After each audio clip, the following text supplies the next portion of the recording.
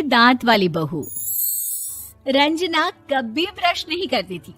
उसे कितनी बार उसके माँ बाप ने डांटा, लेकिन उसका कोई असर उस पर होता ही नहीं था, जिस कारण से उसके दांत पीले पीले हो जाते हैं।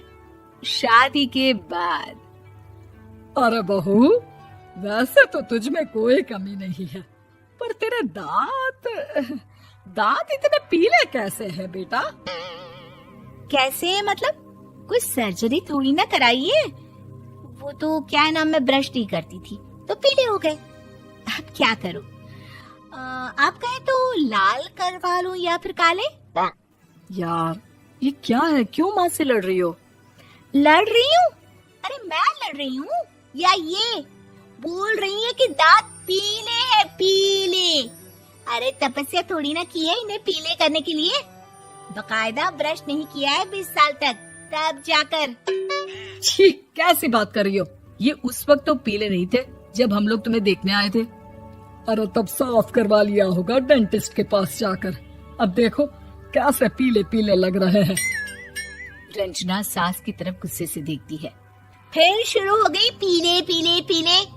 अरे पीले तो तब भी थे जब मेरे हाथ का रसगुल्ला उड़ा उड़ा कर खा रही थी और बोल रही थी, लड़की नहीं गुणों का खजाना दे रहे भाई साहब आप।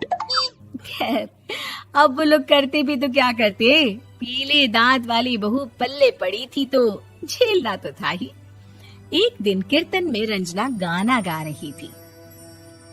अरे कमला बहन, माँ का द्वार है, यहाँ तो सब शुद्ध होकर आते हैं, फिर अपनी बहू को ब्रश भी नहीं करवाती तुम। दूर से पीले पीले दांत भक्ति में बाधा उत्पन्न कर रहे हैं। अरे कोई 2 साल के बच्चे थोड़ी ना लेकर आई हूँ मैं बहू बनाकर। अच्छी खासी लड़की है, अरे कैसे करवाऊं ब्रश? ये तो उसे खुद करना चाहिए ना। अब माँ बाप तो इसके जैसे तैसे निपटा दिए, ये नहीं सोचा कि सास कैसे संभालेगी। सास बहू को लेकर घर आ जाती है, लेकिन सोच लेती है कि अब इसे लेकर कहीं नहीं जाएगी। अगले रोज बहू कहती है, अरे क्या हो गया, मंदिर नहीं जाना क्या? कीर्तन का वक्त हो रहा है। मेरी मधुर वाणी से कान्हा जी जागते हैं और सोते हैं। आप तो जानती है ना उनकी भक्ति में कितना मन लगता है मेरा। वो क्या है ना, तबीयत ठीक नहीं लग रही है मेरी, आराम करूंगी मैं। तबीयत ठीक नहीं लग रही? अभी तो मिथुन के गाने पर नाच रही थी आप, और अब बोल रही है कि तबीयत ठीक नहीं लग रही। अरे भक्ति में मन लगा लो सासू माँ, ऊपर जाना है, क्या मुंह दिखाओगी आप? हाँ? सास को बहू की बात पर गुस्सा आ जाता है। मैं क्या मुंह दिखाऊंगी, इसकी चिंता तो ना कर, समझी? अपने मुंह की चिंता कर, जो ये पीले पीले दांत लेकर हर जगह पहुंच जाती है। पता है लोग कितना मजाक बनाते हैं। ना जी ना, मैं नहीं जाना कहीं तेरे साथ। तो ये बात है, कोई ना, मत जाओ, मैं अपने कमरे में ही बैठकर भक्ति कर लूंगी। ऊपर वाला दांत थोड़ी ना देखता है, मन देखता है, भावना देखता है। और अरे बस बस, तू सब कुछ दिखा, बस ये सफेद चमकदार दांत ना दिखाना किसी को, है? जा यहाँ से। बहू को सास की बात का कोई फर्क नहीं पड़ता, वो तो जैसी थी वैसी ही रह जाती है। सुबह नहाकर किचन में खाना बनाना, फिर खाना खाना, कीर्तन भजन करना और सो जाना। एक दिन, माँ जी मैं सहेली के घर जा रही हूँ, शाम को लेट आऊंगी। हाँ हाँ तो जाना, मैंने कौन सा तेरी आरती करनी है घर पर बैठकर। रंजना सहेली के घर जाती है, जहाँ वो पार्टी में जाने की तैयारी कर रही होती है। अरे शिखा, कहाँ जाने की तैयारी कर रही है? मैं गलत वक्त पर आ गई क्या? अरे नहीं यार, उल्टा सही वक्त पर आई है। मैंने ये साड़ी और ज्वेलरी निकाली है यार, शाम को इनके ऑफिस की एक पार्टी में जाना है। बताना कैसा लग रहा है ये सब? नहीं यार, इस ड्रेस के साथ तो वो वाली ज्वेलरी अच्छी लगेगी। हाँ हाँ सही बोल रही है, मैंने ध्यान ही नहीं दिया। वैसे तो हमेशा से मस्त फैशन सेंस रखती है। तो बड़ा जाती होगी ना पति के साथ पार्टी में। रंजना कुछ नहीं बोलती, बस सोचती है कि यार काश ये बात सही हो जाती, पर मैं क्यों नहीं जाती पार्टी में? क्या इन लोगों की कोई पार्टी होती नहीं होगी? रंजना घर आती है और रात में पति से सवाल करती है, एक बात बताइए, आप मुझे किसी पार्टी में क्यों नहीं ले जाते? क्या आपके यहाँ ऑफिस में पार्टी नहीं होती?